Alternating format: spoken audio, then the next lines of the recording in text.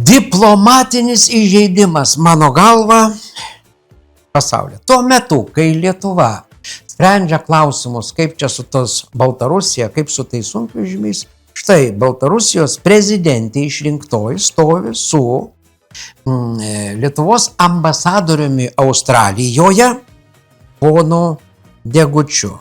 Toks yra Degutis ir jisai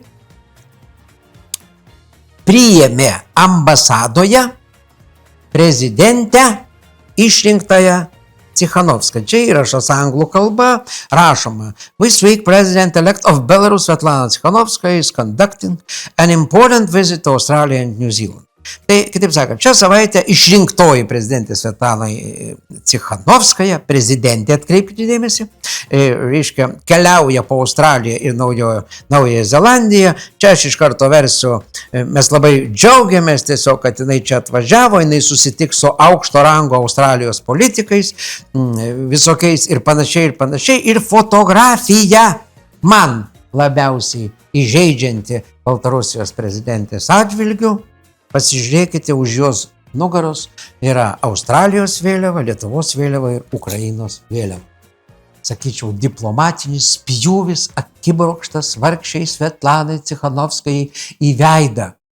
Jiнаigi ne Lietuvos prezidentė, ne Ukrainos prezidentė, ne Australijos prezidentė, Belorusijos. Kur Belorusijos vėliava už nugaros? Atvažiuoja oficiali delegacija, o pagal įstatymą, kai atvažiuoja delegacija oficialiai, prezidentėgi, tai vėliava turėtų būti pakabinta tos valstybės, o ten kabo Ukrainos vėliava.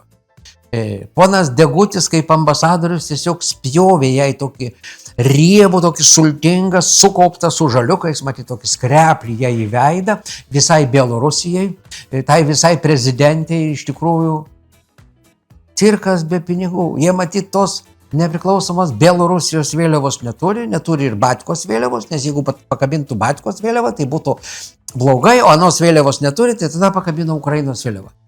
Ir vėl gavosi dar kvailiau ir durniau. Ir čia ta saviapgaulė patys supranta, kad jinai jokia ne prezidentė, patys supranta, kad visiška nesąmonė, patys supranta, kad Lietuvos išlaikoma bobelė šito konflikto metu turėtų sėdėti ir spręsti klausimus Lietuvos ir Baltarusijos, jinai keliauja po Australiją.